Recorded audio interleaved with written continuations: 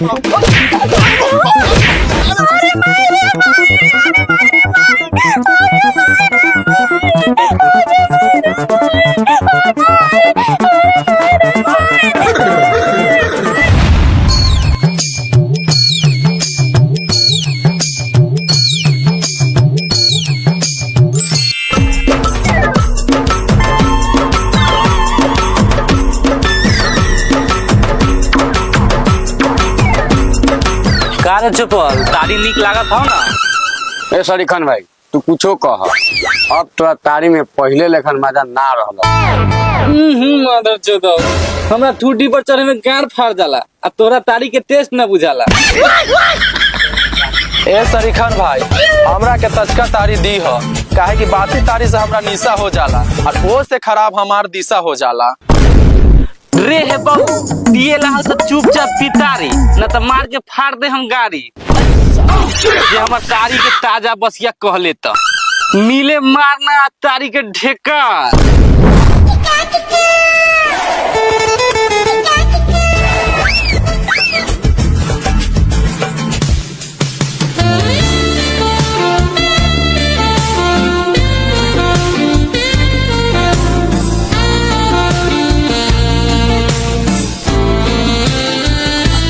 ना सरीखन भाई तारा तारी का कौनो जोर बा, तारा तारी तो एकदम भी जोर बा।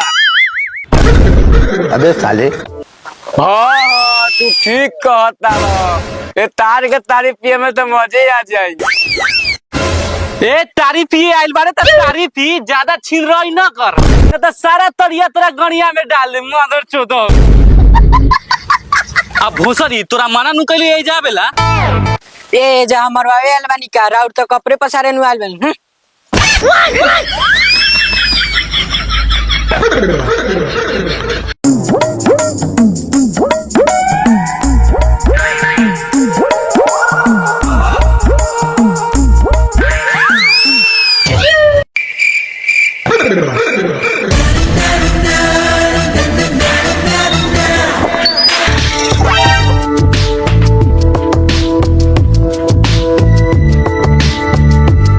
बाबू एने सुना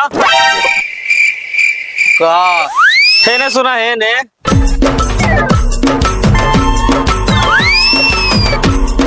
का सर्विसिंग करावे के बा।